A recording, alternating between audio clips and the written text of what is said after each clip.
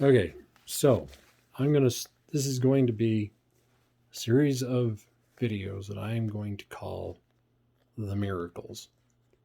These are the reasons why I believe that the Church of Jesus Christ of Latter day Saints is the Lord's true church, and that only through it can you receive all the blessings necessary for you to return unto the Father.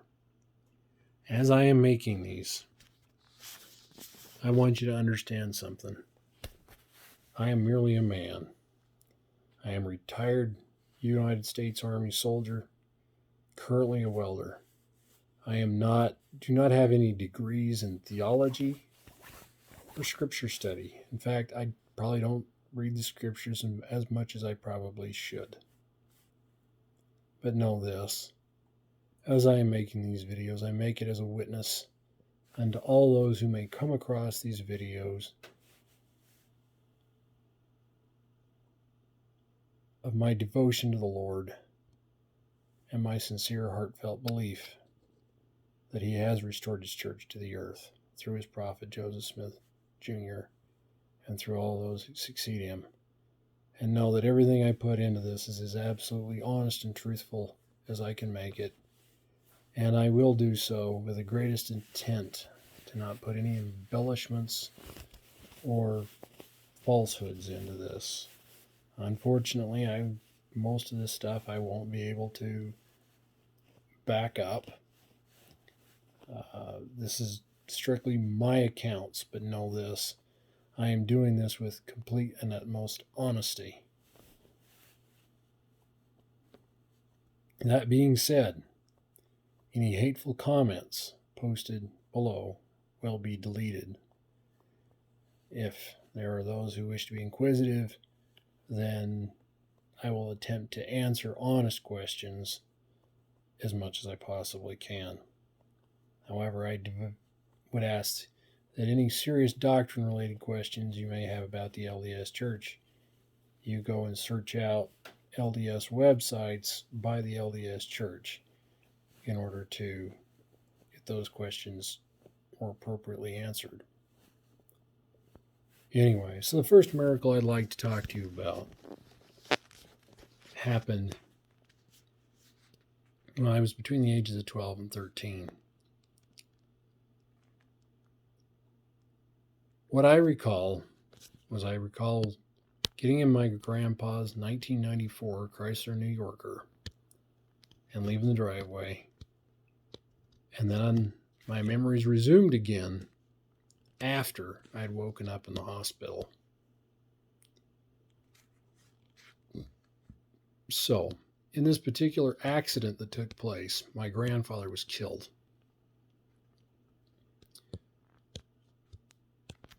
From what I was told, a very large truck struck his car.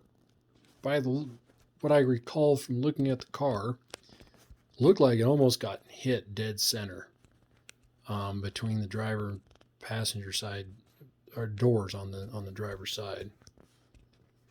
Every single door except for the passenger side front door could not be opened with anything except for crowbars. And that included the trunk. I don't recall about the hood. I just remember they'd pried open the trunk in order to be able to get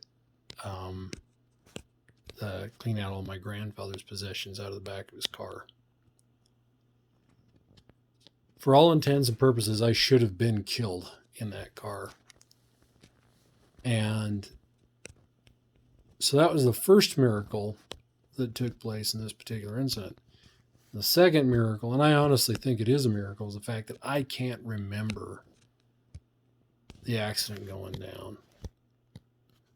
I received no broken bones, and as far as I remember, and like I said, this is 20 plus years ago, I didn't have a cut on my body. The doctors and stuff said they think someone flew from the back of the car and hit me in the head or something. Or maybe it was simply the hand of the Lord stepping in and blocking me from being able to remember something that would have been more horrific than some of the stuff I saw in the war. as an unmanned aircraft pilot, I didn't get to see too much horrible stuff. Anyway, so to put this into perspective, the driver's side seat in this Chrysler New Yorker had been flipped so that way the part where the butt would have been on was facing the side of the passenger seat. It had been crushed so far back in there that there was only about 2 inches of the side of the driver's side seat that was actually pointed towards the windshield, actually sticking away from the passenger seat. There was no way a human body was fitting between those seats, that's for sure.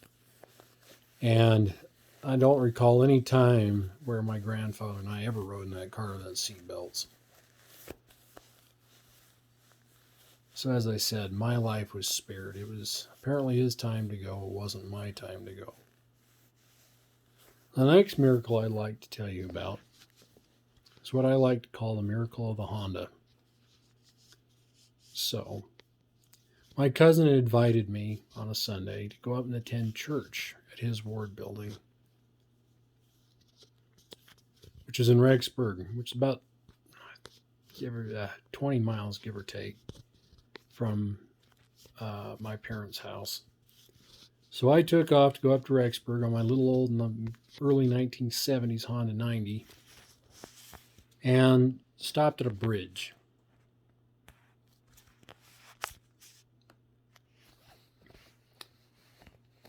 And started contemplating as to whether or not I wished to go all the way to Rexburg or whether I wanted to turn back and attend church at the place I normally attended church at. So I thought about it and decided I was going to go ahead and go back to my parents' building. And so when I got on this bike and I had decided I was going to turn around and go back, turned the key and kicked this bike, Kickstarter style motorcycle, and kicked it and kicked it and kicked it, and it would not fire for nothing. So then I started poking around. I pulled the spark plug wire and kind of pushed the Kickstarter with my hand, and it was showing sparks going between the spark plug wire and the spark plug, and I could see there was fuel in the tank. There was absolutely no reason this motorcycle shouldn't work. So I put the thing back together again. I got on it and I kicked it and I kicked it and kicked it. It still wouldn't fire. So this voice came in the back of my mind and said, I need to go look at the rear sprocket. So I went and looked at the rear sprocket, and every single bolt that was holding that rear sprocket onto the rear wheel had come loose to the point where I don't think there was any threads left going into the nut that was holding this sprocket onto the rear wheel. So had this motorcycle fired up, there's a very real chance one of these bolts would have come out, it would have caught into the frame of the bike, and I would have gone flying. And I'm certain that if I hadn't gotten killed, and this is long before the days where everybody had cell phones, I would have been hurt real bad. Anyway, so I tightened up these bolts as best I could with the only tool I had on me, which was a Leatherman multi-tool. No sooner had I tightened these things up, but I got back on a bike, gave it one stiff kick, and up she fired up, and I was up and moving again. I have no doubt that if somebody had not stepped in on these two instances, I would have been killed. If not so. First one, definitely I should have been killed. The second one, well, if I hadn't been killed, I would have been hurt really, really bad. In the late 90s, when we didn't have cell phones, there would have been no way to call for help anyway. I was out in an area where there wasn't a lot of traffic going on. The back roads that I'd taken to get to Rexburg. Anyway, so once again, I invite you to find out for yourself if the Church of Jesus Christ of Latter-day Saints is true. The only one that can tell you that for certain is your own heart, and that's all religion really is. But know this, I have seen miracles come to pass in my life, all because what I believe came forth because of the restoration.